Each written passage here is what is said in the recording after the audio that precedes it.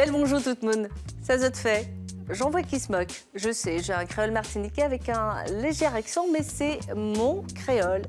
À chacun le sien d'ailleurs, suivant les régions d'outre-mer. Car oui, chaque région, Martinique, Guyane, Réunion et Guadeloupe, a son créole. Nous voulons les JO, nous voulons gagner.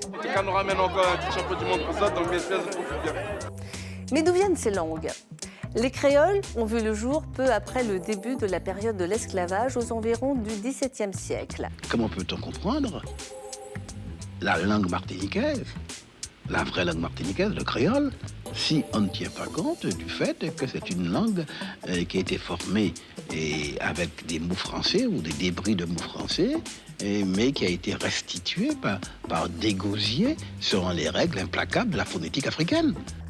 Un brassage de langues africaines, françaises, anglaises, espagnoles, portugaises, parlées par 10 millions de francophones dans le monde.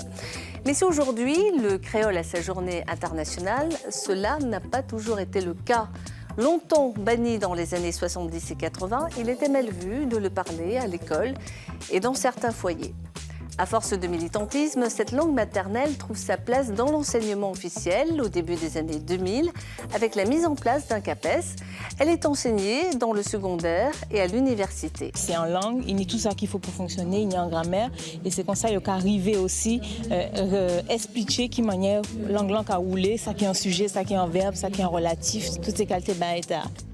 Les créoles se démocratisent aussi en faisant leur entrée dans des bandes dessinées à succès, un pari risqué pour l'époque, mais qui a conquis des lecteurs.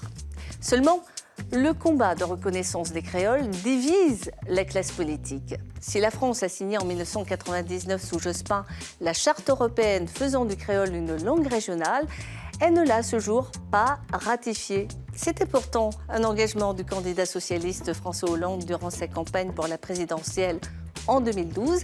Alors certes, le sujet a été amené devant le Parlement, voté à l'Assemblée nationale majoritairement à gauche, mais rejeté par le Sénat qui penche à droite. Moun pas qu'à acheter chat en sac.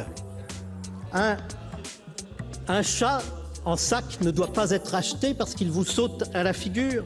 Eh bien, cette révision constitutionnelle, c'est un chat en sac et je ne l'achèterai pas. La Constitution ne reconnaît donc qu'une seule langue, le français.